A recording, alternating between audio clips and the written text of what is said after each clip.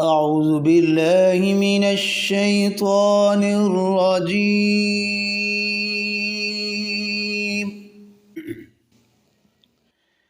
بسم الله الرحمن الرحيم.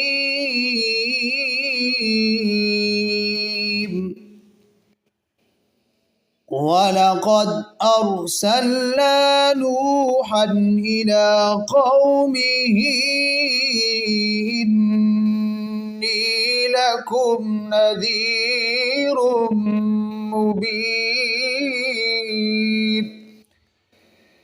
البتہ تحقیق بھیجا ہم نے حضرت نوح علیہ السلام کو اپنی قوم کی طرف، انی لکم نذیر مبین، بے شک میں تمہیں واضح ڈرانے آیا ہوں، اللہ تعبدوا الا اللہ، نہ عبادت کرو تم مگر اللہ کی، انی اخاف علیکم عذاب یوم علیم، میں تمہارے حق میں ایک بڑے تکلیف دینے والے دن کے عذاب کا اندیشہ کرتا ہوں۔ فقال الملأ الذین کفروا من قومه، حضرت نوح علیہ السلام کی قوم کے کافر سرداروں نے کہا، ما نراک الا بشرا مثلنا، نہیں دیکھتے ہم آپ کو مگر آپ ہماری مثل انسان ہیں، وما نراک اتبعک، نہیں دیکھتے ہم آپ کی اتباع کرنے والے، الا الذین هم ارادلنا بادی الرأی، مگر وہ لوگ جو ہم سے رذیل ہیں، کمزور ہیں، بادی الرأی اور سرسری رائے رکھنے والے ہیں، وما نرى لكم علينا من فضل بل نظنكم كاذبين، نہیں دیکھتے ہم تمہیں اپنے اوپر کوئی فضیلت حاصل کرنے والے، بل نظنکم کاذبین، بلکہ گمان کرتے ہیں کہ تم جھوٹے ہو۔ حاضرین، ان آیات مبارکہ کے اندر اللہ جل شانہ نے حضرت نوح علیہ السلام کے ابتدائی قصے کے حالات کا تذکرہ بیان فرمایا ہے۔ حضرت نوح علیہ السلام جب اپنی قوم کے پاس آئے، اللہ تعالیٰ نے انہیں نبوت عطا کی، 40 سال کی عمر میں نبوت ملی، تو حضرت نوح علیہ السلام نے سب سے پہلے اپنی قوم کو اللہ کی ذات کا تعارف کرایا، توحید کی دعوت دی، نیکی کی طرف مرغوب کیا، رغبت دی، دیتے رہے، اللہ کی ذات کا تعارف کرتے رہے، نیکی کی طرف بلاتے رہے۔ جب ان کو یہ چیز نفع مند نہ ہوئی، حضرت نوح علیہ السلام کی بات کو انہوں نے نہ مانا، حضرت نوح علیہ السلام کی بات کا انکار کر دیا، جتنا بھی ان کو عذاب الہی سے ڈرایا، بالآخر حضرت نوح علیہ السلام نے پھر دوسرا رخ انداز کیا۔ دعوت کے ہمیشہ دو پہلو ہوتے ہیں، جب بھی کسی انسان کو دعوت دو تو سب سے پہلے آپ انہیں فضائل سناؤ اور اس چیز کا تعارف بیان کرو، تو حضرت نوح علیہ السلام نے اللہ کی ذات کا تعارف ان کے سامنے رکھا۔ اللہ کون ہے؟ جس نے آسمانوں کو بنایا، زمین کو بنایا، جس نے تمہیں پیدا کیا، جو تمہیں رزق دینے والا ہے۔ اس انداز میں اللہ کے انعامات کا تذکرہ کیا۔ جب انہوں نے بالکل حضرت نوح علیہ السلام کی بات کو ٹھکرا دیا، انکار کر دیا، پھر دعوت کا دوسرا رخ تبدیل کیا، ان کو ڈرایا، ترہیب کی طرف مائل ہوئے اور انہیں بتایا کہ اگر تم اس طرح اللہ کی ذات کو نہیں مانتے، اللہ کی ذات کا انکار کرتے ہو، پھر میں اندیشہ رکھتا ہوں تم پر، کہیں ایسا نہ ہو کہ تم پر اللہ کا عذاب آ جائے۔ اس انداز میں بیان کیا جیسا کہ رب کے قرآن نے اس کو بیان فرمایا اللہ تعبدوا الا اللہ، اگر تم اللہ کی عبادت نہیں کرو گے، انی اخاف علیکم عذاب یوم علیم، پھر میں اندیشہ رکھتا ہوں، میں خوف کھاتا ہوں کہ تم پر کہیں بہت بڑا اللہ کی طرف سے عذاب نہ آ جائے۔ اور جہنم سے ڈرایا، آخرت سے ڈرایا۔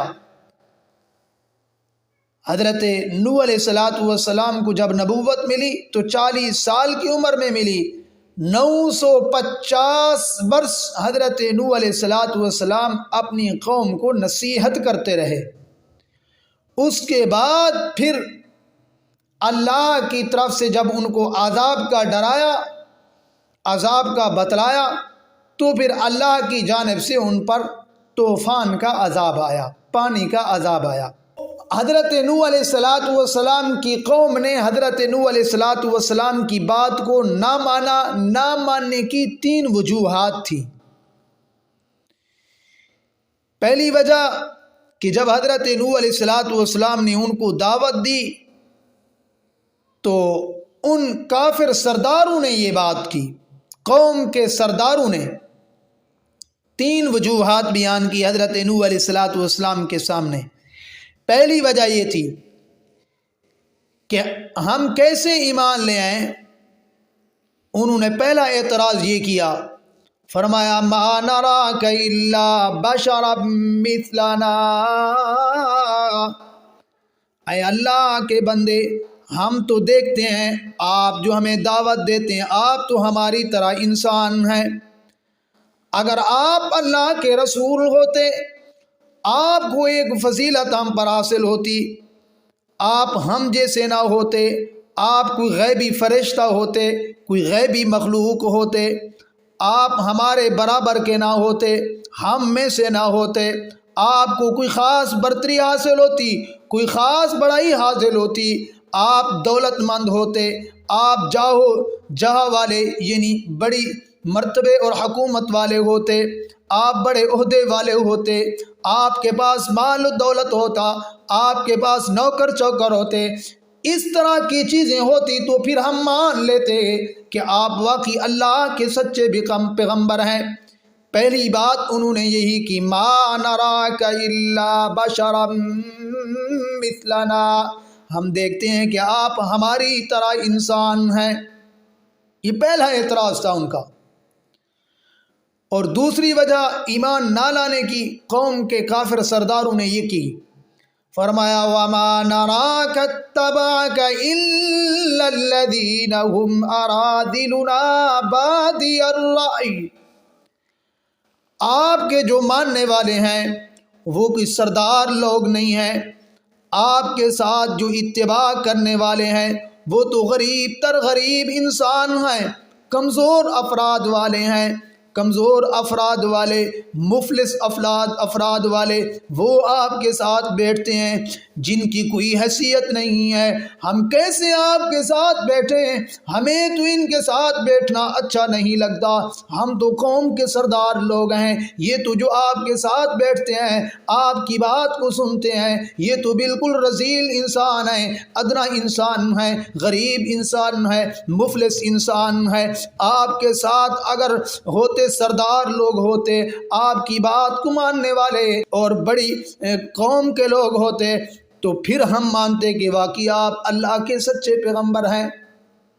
یہ دوسرا اعتراض تھا ان کا کہ ذی رائے والے، اچھی رائے والے انسان آپ کے ساتھ ہوتے اور اچھے لوگ ہوتے، سردار لوگ ہوتے، جن کی رائے مانی جاتی ہے معاشرے کے اندر، ذی شعور ذی رائے والے، تب ہم مانتے سمجھتے کہ واقعی آپ اللہ کے سچے پیغمبر ہیں۔ یہ بھی ہم دیکھ رہے ہیں آپ کے ساتھ یہ چیز بھی نہیں ہے۔ تیسرا اعتراض ان کا یہ تھا، وَمَا نَرَى لَكُمْ عَلَيْنَا مِن فَضْلٍ بَلْ نَظُنُّكُمْ كَاذِبِينَ۔ اس آیت کے اس حصے کے اندر اس اعتراض کو بیان فرمایا۔ تیسرا عنصر داروں کا یہ تھا، ہم دیکھتے ہیں کہ ہم پر آپ کو کوئی فضیلت حاصل نہیں ہے۔ کیوں؟ اس لیے کہ آپ کہتے ہیں اللہ نے مجھے نبی بنا کر بھیجا ہے۔ کیا ہم آپ سے حسب میں کم ہیں، نسب میں کم ہیں، مال دولت میں کم ہیں؟ ہوتا تو یوں چاہیے تھا کہ یہ اللہ یہ عہدہ ہمیں دیتا، ہم نسب والے بھی ہیں، حسب والے بھی ہیں، مال دولت والے بھی ہیں، عقل والے بھی ہیں، ساری صفات ہمارے اندر پائی جاتی ہیں۔ اللہ نعوذ باللہ یہ چیزیں یعنی ہمیں نبی بناتا۔ اللہ نے آپ کو کیسے نبی بنایا ہے؟ آپ کے اندر تو تینوں چیزیں نہیں ہیں، نہ تو آپ کے ساتھ نوکر چوکر ہیں، نہ آپ کے ساتھ کوئی فرمایا کہ مال دولت ہے، نہ آپ کے پاس کوئی اتنا زیادہ ہم سے عہدہ ہے۔ ساری چیزیں آپ کے اندر نہیں ہیں۔ یہ ساری چیزیں، یہ جاہ و جلال، یہ مرتبہ، یہ سارے نظام یہ ہمارے اندر موجود ہیں۔ اللہ ہمیں نبی بنا کر بھیجتا۔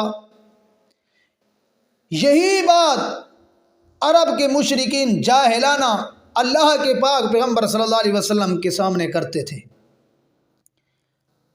کہ آپ ایک معمولی انسان ہیں، ہماری طرح انسان ہیں، ہماری طرح آپ چلتے پھرتے ہیں، آپ ہماری طرح سوتے ہیں، جاگتے ہیں، کھاتے ہیں، پیتے ہیں، نہ تو آپ کے پاس کوئی مال دولت کے خزانے ہیں،